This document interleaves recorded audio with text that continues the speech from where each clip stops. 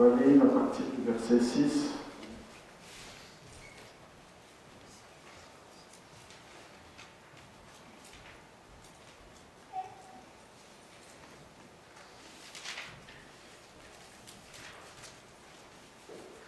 Sachez-le. Ça veut tout simplement dire que vous devez le savoir. Personne ne doit ignorer cela. Personne ne doit rester dans l'ignorance. Sachez-le, et c'est le principe de Dieu. Sachez-le, c'est lui qui sème peu, moissonnera peu. Et c'est lui qui sème abondamment, moissonnera abondamment. Que chacun donne comme il l'a résolu en son cœur, sans tristesse ni contrainte, car Dieu aime celui qui donne avec joie. Et Dieu peut vous combler de toutes sortes de grâces, afin que, possédant toujours en toutes choses de quoi satisfaire à quelques-uns de vos besoins. Merci. Et Dieu peut vous combler de toutes sortes de grâces, afin que, possédant toujours en toutes choses de quoi satisfaire à tous vos besoins, vous ayez encore en abondance pour toute bonne œuvre.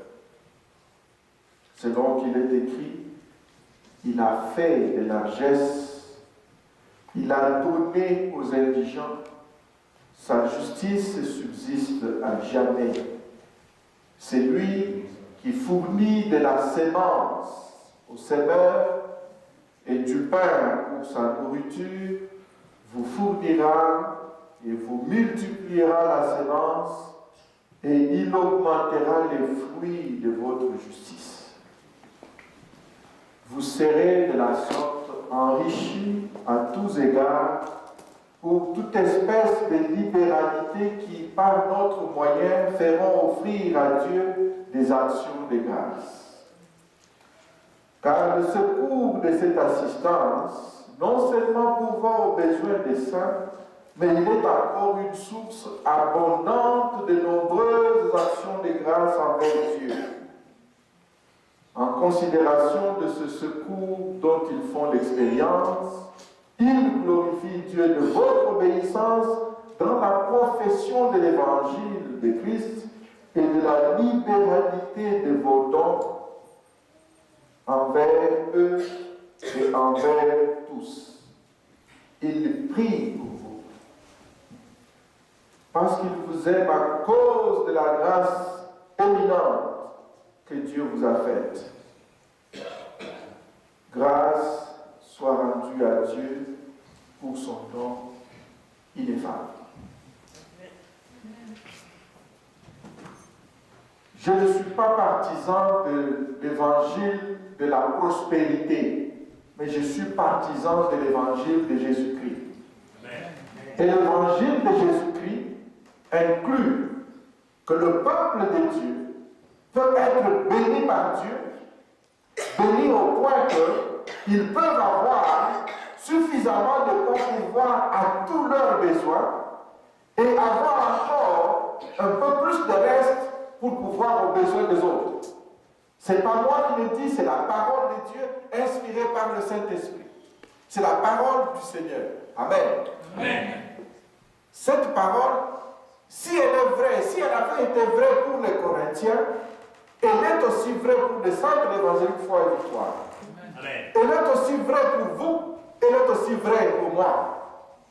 C'est pour cela, même s'il y a eu, frères et sœurs, des prédicateurs qui ont abusé du peuple de Dieu depuis plusieurs siècles, et dans tout le monde encore aujourd'hui, cela ne va pas annuler la vérité de la parole de Dieu. Amen. Et je me garderai de ne pas prêcher l'évangile de Jésus-Christ parce que d'autres ont abusé du peuple de Dieu. Nous devons de mettre de la lumière et de la clarté dans ce qui est fait, dénoncer ce qui est fait de mal, mais retenir toujours ce que la parole du Seigneur dit. Les 2 semaines passées, nous avons vu comment Dieu a conduit et il conduit toujours son peuple. Si nous disons que Dieu est le même, nous sommes habitués à le dire, Dieu ne change pas. Il est le même hier, aujourd'hui et éternellement. Nous le disons parce que nous pensons recevoir de Dieu quelque chose. Si Dieu qui a béni hier, s'il est le même et qu'il ne change pas, alors ce Dieu-là va être le même encore aujourd'hui. Et demain, il sera encore le même. N'est-ce pas? Amen. Si Dieu a parlé aux hommes et aux femmes qui nous ont précédés, nous avons vu par exemple dans les cas d'Isaac, dans Genèse 26, comment est-ce que Dieu l'a poussé à réaliser que seul Dieu peut bénir. Que la bénédiction ne dépend pas du pays riche dans lequel on est. La bénédiction ne dépend pas du diplôme que nous pouvons avoir. La bénédiction ne dépend de rien d'autre. La bénédiction vient de Dieu. C'est lui qui peut choisir de bénir son peuple au moment qu'il faut. Et pour ceux et celles qui nous ont précédés, les Écritures nous démontrent que dans la majorité d'entre eux, parfois, Dieu les a fait passer par la famine. Dieu les a fait passer par le manque, le dénuement. Dieu les a fait passer par le moment où ils n'avaient absolument rien. Et c'est pendant ce temps-là que Dieu vient leur dire, donne-moi. Alléluia. Alors si Dieu ne change pas, si Dieu est le même, pensez-vous qu'il va agir différemment aujourd'hui? Non. Dieu a fait voir, a fait vivre à Abraham non seulement des bénédictions d'ordre spirituel. Vous savez ce que Dieu a dit à Abraham, frères et sœurs? Toi, Abraham, en toi, toutes les nations de la terre seront bénies. Parce que toi, tu vas obéir, que tu as quitté ton pays, ton père, ta mère, et tu es parti dans le pays que je t'ai montré. Tu t'es exposé au danger, au vol, aux brigands. Tu m'as obéi, tu m'as fait confiance. À cause de toi, je vais bénir toutes les autres nations de la terre parce que toi, tu m'as obéi. Dieu dit à Abraham, si vous lisez, vous lirez chez vous dans Genèse chapitre 12, Dieu lui dit ceci, désormais Abraham, toute personne qui te bénit, moi je le bénirai. Alléluia. Amen. Toute personne qui te maudit, moi je le maudirai. Ça veut dire que tu es mon protégé. C'est lui qui te fait du mal, me fait à moi du mal. C'est lui qui s'en prend à toi, il s'en prend à moi, dit Dieu. Et la Bible dit dans Galates chapitre 3 que maintenant, toi qui crois en Jésus-Christ, tu as toi aussi accès à la bénédiction d'Abraham. Il y a le verset 9 de Galates chapitre 3 qui dit tous ceux qui ont la foi sont bénis avec Abraham le croyant. Ça veut dire que le Dieu d'Abraham est devenu mon Dieu en Jésus-Christ son Fils. Amen. Parce que je suis en Jésus, alors la bénédiction d'Abraham, j'hérite de la bénédiction d'Abraham. Amen. Ça veut dire que tu me maudis, fais attention parce que Dieu te maudira. Tu me bénis, alors Dieu te bénit. Alors à cause de moi, toutes les autres nations de la terre seront aussi bénies, dit le Seigneur. Parce que dans le verset 13 de Galates chapitre 3 dit que par Jésus-Christ, en lui, nous avons maintenant accès à la bénédiction de Dieu faite à Abraham. Maintenant, nous sommes bénis.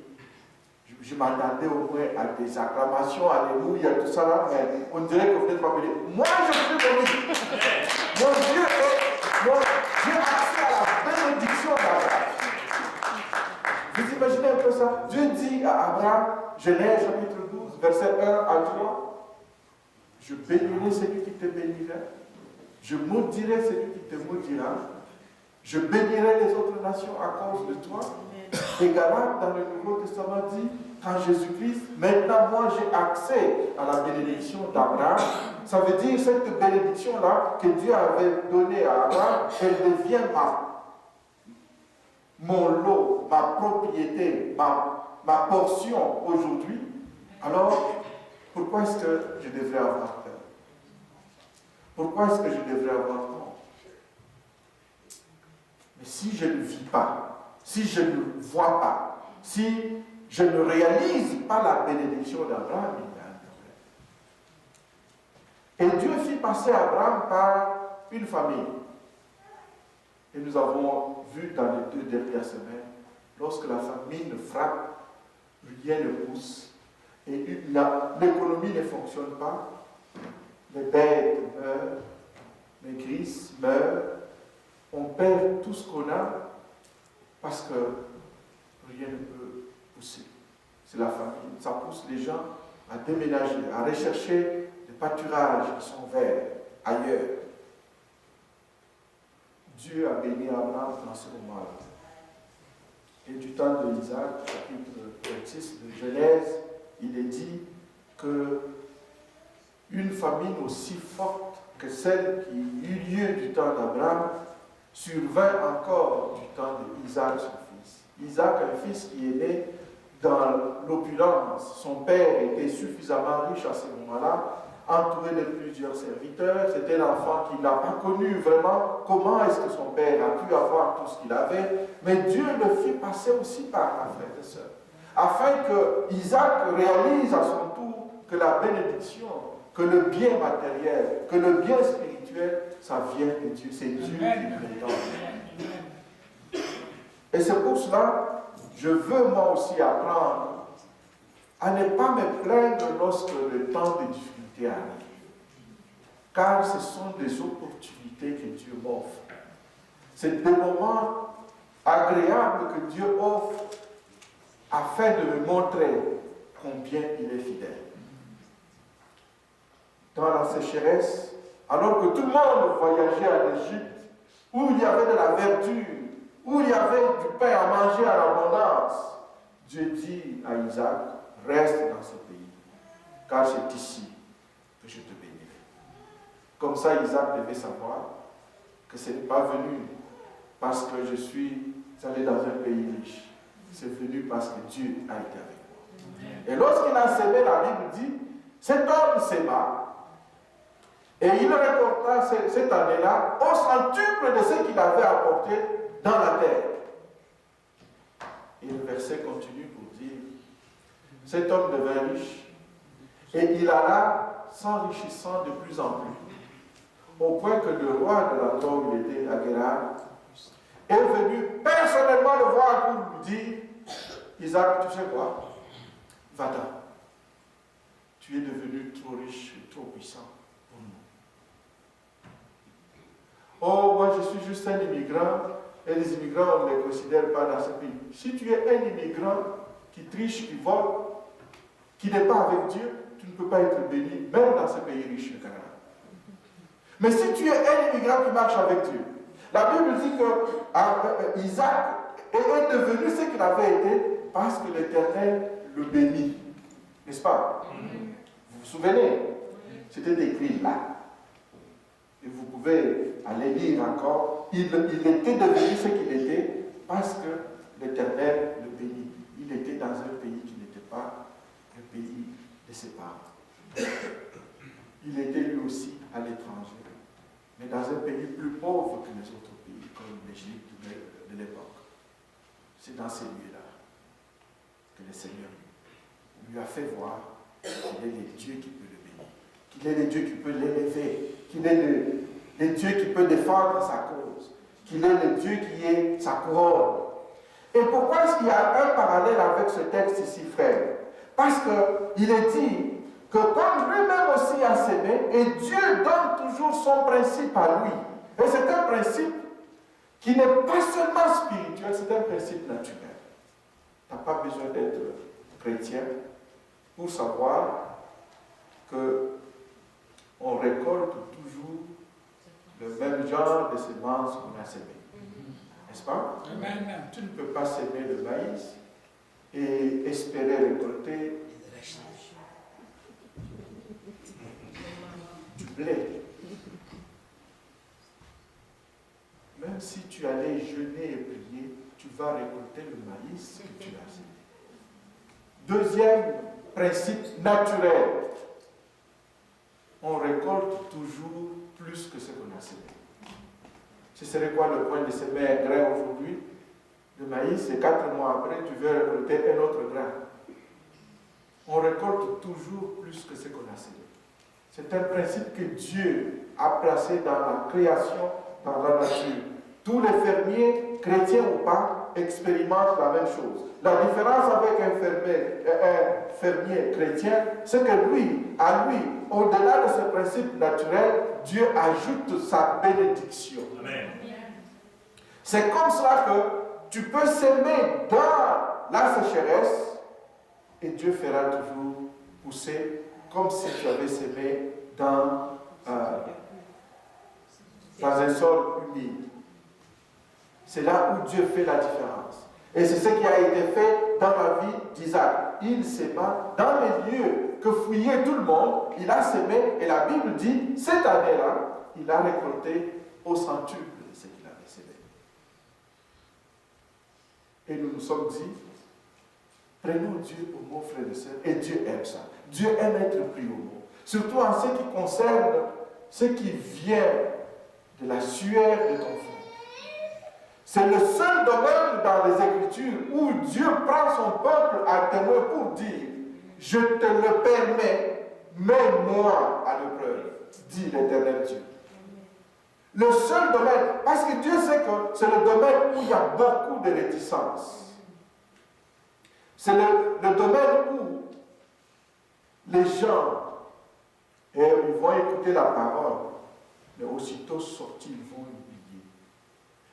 Vous avez déjà des projets, des programmes établis pour beaucoup de choses. Il y en a même dont le salaire n'est pas encore entré, mais le salaire est déjà dépensé avant même qu'il entre dans le compte. Et vous l'avez fait sans même penser au Seigneur. Regardez ce que dit 2 Corinthiens chapitre 9. Avant, au fait, Paul va d'abord exhorter le peuple pour leur dire, vous savez, le Dieu que je vous présente aujourd'hui, le Dieu qui confirme toujours sa parole au milieu de son peuple, ce Dieu-là, il peut combler vos besoins. Il peut vous combler de toutes sortes de grâces. En d'autres termes, il a besoin de vous combler spirituellement. Quand on parle ici de grâces, vous pouvez regarder dans Ephésiens chapitre 1, nous avons une liste de grâces dont Dieu nous a comblés. On dit que Dieu nous a tellement aimés qu'il nous a donné Jésus, son Fils. En lui, nous sommes appelés enfants de Dieu. Nous sommes fils et filles de Dieu. En lui, nous avons reçu la rédemption par son sang, la rémission de nos péchés selon la richesse de sa grâce. En lui, nous avons été faits héritiers de Dieu, comme héritiers de Christ. En lui, nous avons accès aux bienfaits que Dieu prépare pour nous. Il y a toute une liste de grâces dont Dieu nous comble. C'est pourquoi le verset 8 de 2 Corinthiens 9, Paul dit, Dieu peut vous combler de toutes sortes de grâces. Quand on parle ici grâce, ce sont des faveurs qu'on ne mérite pas. N'est-ce pas? Et puis, ces grâces vont quitter le domaine spirituel, les lieux spirituels, pour se transposer même dans les mondes visibles, dans la réalité visible, la santé, les finances, etc.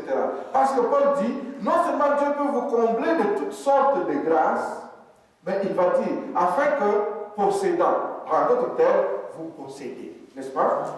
Quand vous avez de l'argent, vous pouvez posséder. Vous achetez.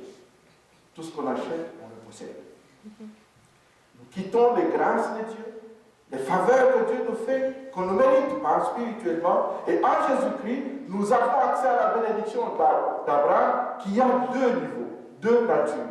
Une nature spirituelle, parce qu'Abraham est devenu croyant, fils de Dieu, serviteur de Dieu. Mais Dieu a dit à Abraham, je vais te donner aussi, pas une maison, je te donne tout un territoire.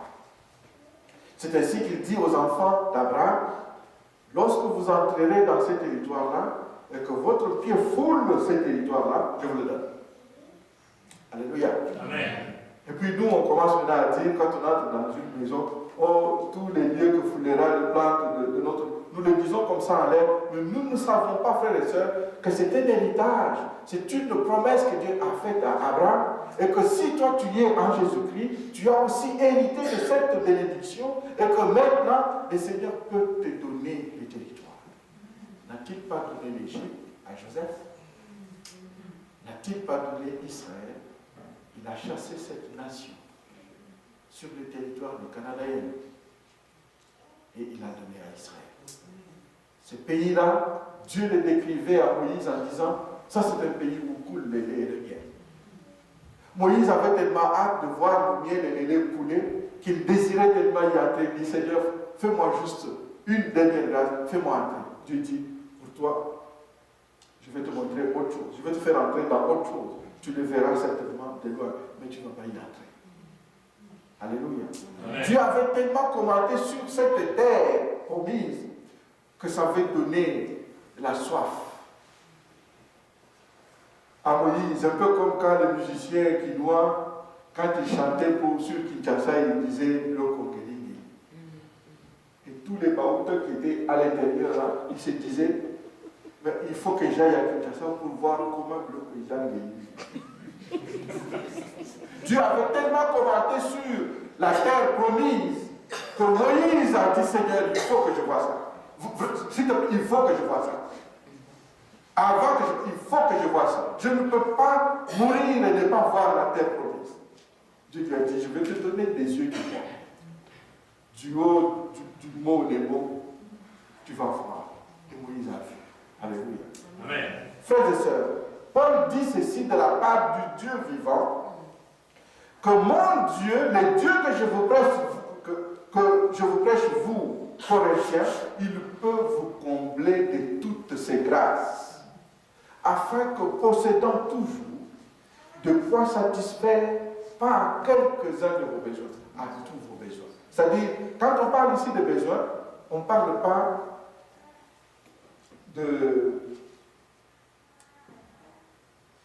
des choses dont on n'a pas besoin.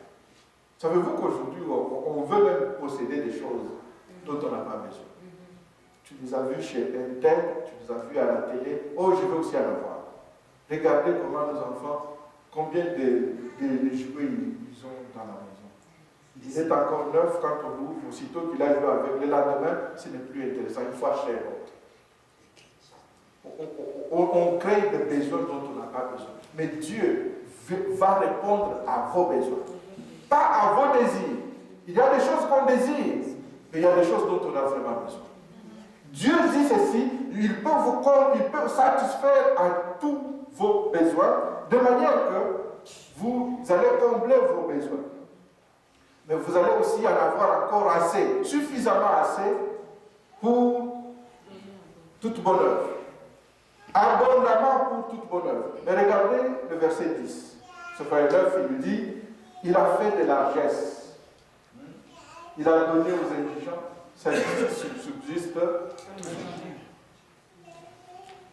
C'est lui qui fournit de la sémence au Seigneur. N'est-ce pas? Qu'est-ce qu'il fournit encore? Il fournit du pain. Pourquoi du pain? Pour sa nourriture. Il y a deux choses dedans, frères et sœurs, et c'est ce que nous ne réalisons pas. Quand Dieu donne,